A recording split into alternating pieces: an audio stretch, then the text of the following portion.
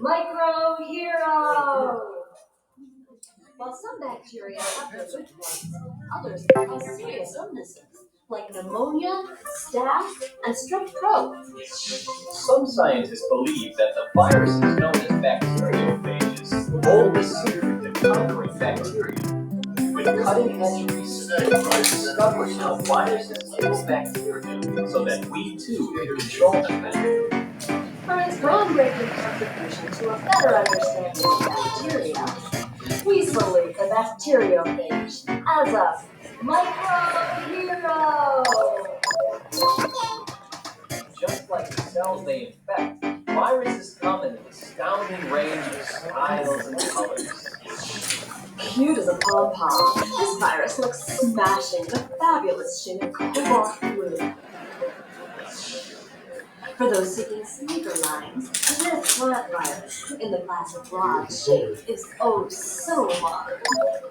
The glamorous bacteriophage looks like a jewel on a string with its multi-faceted head and charming tube-like tail.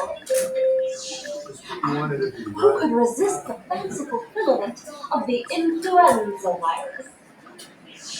No matter what the shape, each virus is uniquely suited to a particular cellular host, often with deadly ketones. Watch these host cells exploding from within as the new viruses make their getaway. The virus's tendency to kill off its host is what first attracted scientific attention. In 1897, Dutch microbiologist Martinus Berry coined the word virus for the exceptionally small organism that he believed was harming certain plants. The virus that Berry studied was tobacco mosaic virus, or TMV. Even though no one could see it, it changed the way people look at disease and its causes. And now, single organisms, the secret life of viruses. When last we saw a virus, it was, well, nowhere to be seen. In fact, one reason that so little was known about viruses for so long was that they were virtually invisible. Using light alone, microscopes were spotted. Then in 1933, a technological advance came along that really opened our eyes to the virus's little world. The first electron microscope was invented by German engineer Ernst Buschke. Finally, the smallest microscope brought into focus. The electron microscope, the key that unlocked the secret life of viruses. Hey, you don't have to see it under a microscope to know what we call a rhinovirus. That's the scientific name for the common cold, which is actually any one of 100 different viruses. They definitely can make you feel miserable, but mostly they're just inconvenient. Others are real killers. In 1995, the world watched in horror as an outbreak of Ebola virus crippled the African country of Zaire. Spread by close contact with an infected person, 90% of its victims died within a few weeks of the plague's appearance. A massive quarantine was needed to keep the epidemic from spreading around the globe. Ebola moves quickly through its first population, but some viruses remain in their hosts over a long period of time, touching many other lives along the way. Worldwide, nearly 400 countries still continue to carry the hepatitis B virus. It causes damage to the liver and, in severe cases, even death. Yikes! Good thing the human body is equipped with an immune system that is ready and waiting for its enemy to solve. Our first line of defense is that protective armor surrounding our whole bodies, known as our skin. If the enemy goes through this space and into the bloodstream, like through a cut or a scrape, we send in the infantry, the white blood cells. Some of them pull out the heavier artillery, proteins called antibodies that attack the invaders. At the same time, special white blood cells, called T cells, take command of the entire immune system. But say the virus does make it all the way to the cell. Then it's time to call in the guards. The infected cells dispatches plenty detectors called interference. Like sentries, the antibodies suppression of uninfected vapor cells to stop up their receptors so the virus can get anywhere It's a person's built-in defense against harmful viruses. But once the immune system fails when it becomes a target of virus, the human immunodeficiency virus, or HIV, attacks the body's own immune system against itself. It actually infiltrates the T cells and turns them HIV negative. By destroying the immune system, HIV opens the human body up to any number of other infections. It can lead to a condition known as acquired immune deficiency syndrome, or AIDS. Bless you. when a virus strikes. It's hard to call in. Bless you. Scientists. Ever wonder what some of those vaccines they give you at the doctor's office? Well, one form or another, it's a virus. To understand how we started fighting viruses with viruses, we need to take a little trip back to the 18th century. In those days, the most feared disease was smallpox, a virus that killed nearly 1 million people and left the rest with terrible pockmarked scars. Fortunately, an English physician, Edward Jenner, Bless you. did something rather unusual about milkmaids in Finnish.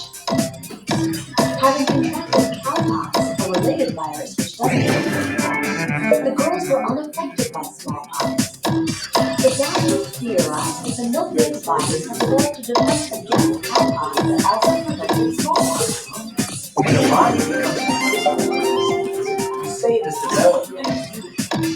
Right. And Jenner had the radical idea that if he injected cowpox serum into healthy people, they too would develop an immunity to smallpox.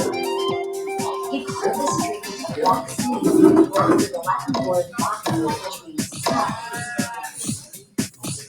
Eventually, smallpox became the first virus to be wiped off the face of the earth. For cracking the case of the cow and inventing the vaccine, Edward Jenner is a mighty scientist. When it comes to viruses, prevention in the form of a vaccine is everything. Unlike a bacterial infection, you can't treat a virus with an antibiotic. Scientists are working on developing new antiviral drugs, but usually, once you've been infected with the virus, it just has to run its course. Rabies is a virus that's completely preventable, but once it's contracted, it almost always turns its host into a ghost. Luckily for us, most of its victims were 4 legs, not 2. Passed along in saliva, the rabies virus attacks the nervous system.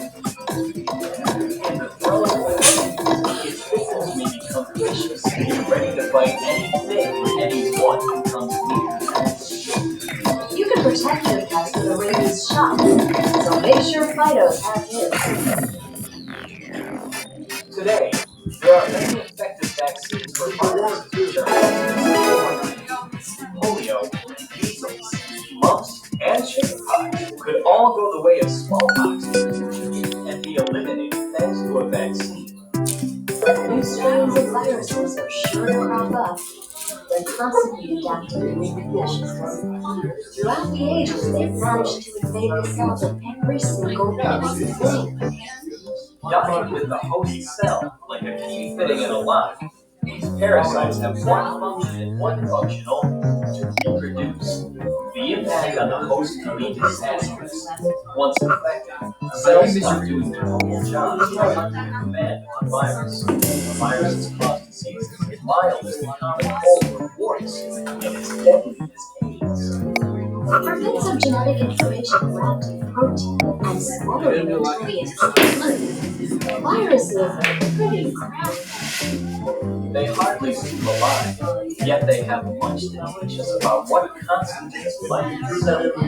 For even though they're the smallest organisms of all, viruses are among the most powerful on Earth.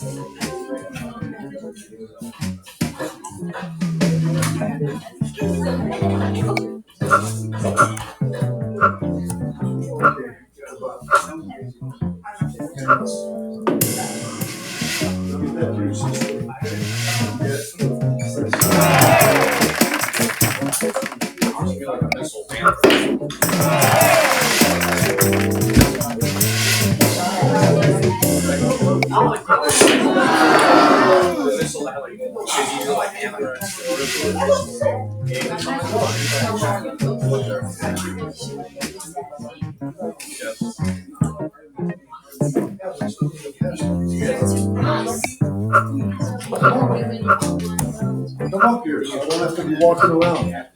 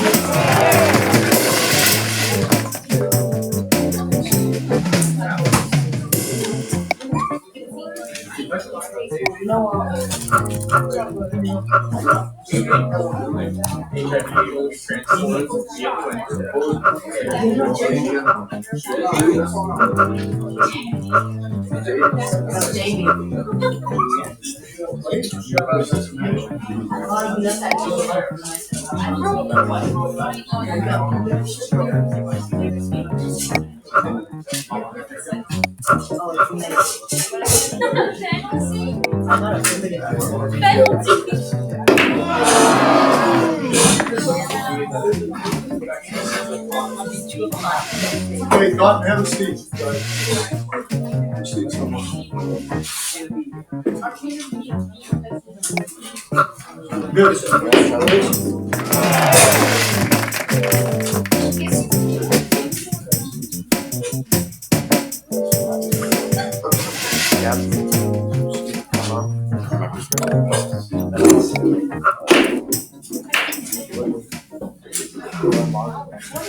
Yeah.